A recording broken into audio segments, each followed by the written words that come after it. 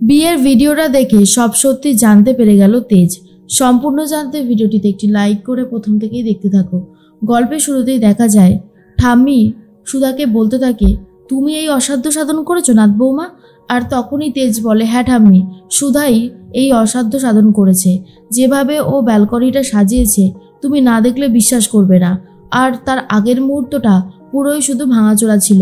উনি এটা করে প্রমাণ করে দিয়েছে যে মেয়েরা যে কোনো কাজই সম্ভব করতে পারে।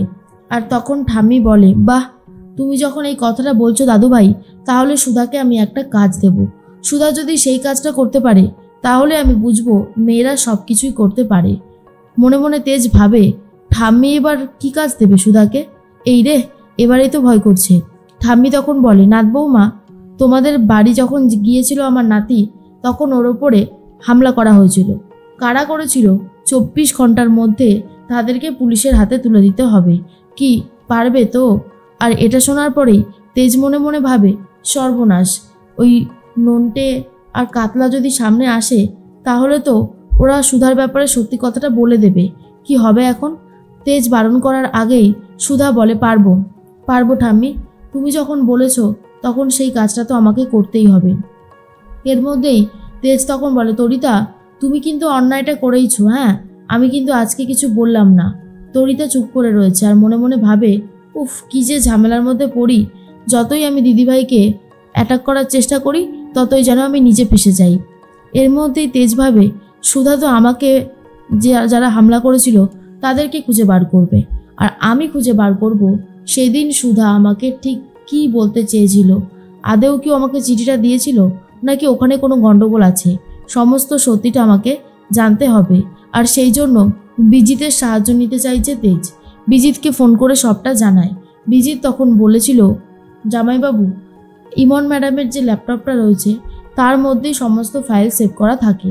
ওই ফাইলটা যদি আপনি পান তাহলে আপনার কাছে সমস্ত সত্যিটা আসবে, না হলে কিন্তু আসবে না। আর এটা শোনার পরেই তেজ বলেছিল, তুমি তাহলে আমাকে একটা ব্যবস্থা করে দাও, যেভাবেই হোক আমি এই ব্যাপারটা জানতে চাই। বিজিত বলেছিল, ঠিক আছে, আমাদের এসিটা অনেকদিন খারাপ হয়ে গেছে, যদি এসি সারানোর নাম করে আপনি আসতে পারেন তাহলে অনেক ভালো হবে। তেজ তখন বলে, ঠিক আছে, আমি তাহলে সেটাই করব। এর মধ্যেই দেখা যায় ইমনের সাথে ক্লায়েন্টরা ঝামেলা করতে থাকে আর বলে, আপনি তো বলেছিলেন ক্ষীরের সন্দেশ থেকে শুরু করে ফুলের গয়না সব কিছুই বানিয়ে দেবেন, টাকাও নিয়েছেন, আর এখন কি ধুনচুন করছেন? দেখুন ম্যাডাম, এ সমস্ত ধুনচুনগিরি কিন্তু আমরা সহ্য করব না।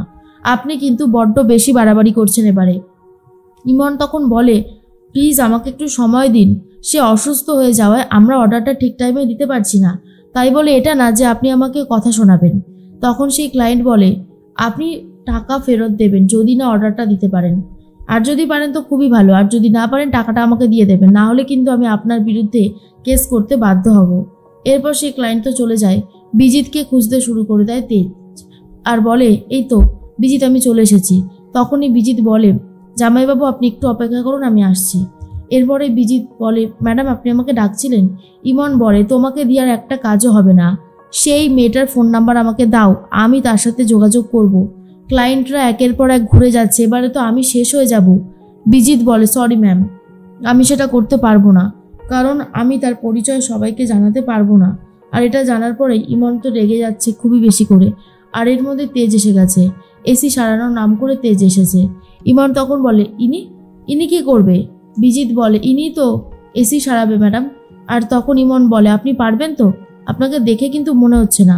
তখনই তেজ বলে, হ্যাঁ পারবো, নিশ্চয়ই পারবো। তেজ তো তাড়াতাড়ি করে এসি সারানোর জন্য উঠে পড়ে আর বিজিত কায়দা করে ইমনকে বাইরে নিয়ে যায়। কিন্তু তেজ মনে মনে ভাবে, আমি পারবো তো কাজটা করতে। তেজ এসে এবারে ইমনের ল্যাপটপটা ঘাঁটতে শুরু করে, কিন্তু কোনোভাবেই ল্যাপটপের পাসওয়ার্ডটা জানে না বলে খুলতে পারছে না। ইমন তো বলে, আমি ঘরে যাই, ওই লোকটা এখনও কি করছে, এখনও হয়নি কেন? এরপর ইমন যখনই বসে পড়ে ল্যাপটপে তখনই দেখতে শুরু করে দেয় তেজ, আর পাসওয়ার্ডটা এবারে জেনে গেছে। তারপরেই ইচ্ছে করে এমন একটা ধোঁয়া ছেড়ে দেয়, চারিদিকটা ধোয়া ধোয়া হয়ে গেছে। ইমন সেই ধোঁয়া সহ্য করতে না পেরে বাইরে চলে যায়। আর তখনই তেজ বসে পড়েছে ল্যাপটপ নিয়ে, ল্যাপটপ থেকে সমস্ত সত্যিটা খুঁজে বার করবে বলে। অন্যদিকে পুলিশ অফিসার চলে এসেছে। সুধা তখন বলতে থাকে সবটা, আর অফিসার তখন বলে, আপনি আমাকে একটা কথা বলুন তো ম্যাডাম, ওদের নামটা কি? সুধা বলে, ওদের ডাক নামটা মোটামুটি জানি, কিন্তু ভালো নাম বলতে পারবো না। একজনের নাম ফোন্টে আর একজনের নাম কাতলা। আর তখনই অফিসার বলে, আপনাদের পাড়ায় গেলে ওদেরকে ধরতে পারবো? তখনই সুধা বলে, না, আসলে এই ঘটনাটা ঘটানোর পর থেকেই ওরা পালিয়ে গেছে, কোথায় রয়েছে কিচ্ছু জানি না। অফিসার বলে, আর একটা প্রশ্ন করব, আপনার সাথে কি ওদের কোনো পার্সোনাল শত্রুতা ছিল? তখনই ঠাম্মি বলে, অফিসার, সেটা খুঁজে বার করার দায়িত্ব আপনার, সেটা আপনি খুঁজে বার করুন। আমার নাত বৌমা থেকে এত কিছু জিজ্ঞেস করা যাবে না। অফিসার বলে, ঠিক আছে, আমি দেখছি কত তাড়াতাড়ি খুঁজে বার করা যায় ওই অপরাধীগুলোকে। এর মধ্যেই সুধা ভাবে, আমাকেও যেভাবে ও কাজটা করতে হবে। ঠাম্মি তখন বলে, নাত বৌমা শুনেছে তো, পুলিশ নিজেও বলেছে 24 ঘন্টার মধ্যে ওদেরকে ধরা সম্ভব নয়, আর তুমি সেখানে বলছো সম্ভব। আমিও দেখতে চাই তুমি কিভাবে অসম্ভবকে সম্ভব করো। এর মধ্যেই জ্যোৎস্না বলে, ঠাম্মি আমি একটু পুজো দিতে যাচ্ছি। তখনই সুধা বলে, দিদিভাই আমিও তোমার সাথে যাব। সুধা ভাবে, যা, ভাবলাম সুতীর্থর সাথে একটু দেখা করব, এখন তো দেখছি সেই রাস্তাটাও বন্ধ হয়ে যাচ্ছে এই সুধার জন্য। এরপর সুধা আর জ্যোৎস্না দুজন মিলেই বেরিয়ে যায়। আর অন্যদিকে তেজ তো পুরো ভিডিওটা দেখে আর বুঝতে পারে যে এই চিঠিটা সুধা দিয়েছিল সেই চিঠিটা বদলা বদলি করে দিচ্ছে এই ওয়েটারটা, আর একে নিশ্চয়ই ইমনই সবটা বলেছিল করতে। সুধার এই কথাটা ভেবে অনেক বেশি নিশ্চিন্ত হয় তেজ, যে সুধা মিথ্যে কথা বলেনি, সুধা একদম সত্যিটাই বলেছিল। এর মধ্যেই সুধা চলে গেছে একে ওকে জিজ্ঞেস করতে ফোন্টে আর কাতলাকে দেখেছে কিনা। ফোন্টে আর কাতলাকে যে মানুষ করেছে সেই মাসির সাথে কথা বলে সুধা। মাসি তখন বলে, আর বলিস না, 7-8 দিন হয়ে গেল ওদের কোনো পাত্তা নেই। মা বাপমারা ছেলে দুটোকে মানুষ করেছিলাম, তার ফল যে এভাবে হাতে নাতে ভোগ করতে হবে সেটা কখনোই বুঝতে পারিনি। এদিকে দেখা যায় মেচকা তো কথা বলতে থাকে ফোন্টের সাথে, আর ফোন করে সমস্ত সত্যিটা বলে দেয় যে পুলিশ আর সুধা দুজনেই কিন্তু তোদেরকে পাগলের মতন খুঁজছে, তোরা যেভাবে আন্ডারগ্রাউন্ড হয়ে রয়েছিস সেভাবেই থাক, না হলে কিন্তু সমস্ত সত্যিটা জেনে যাবে।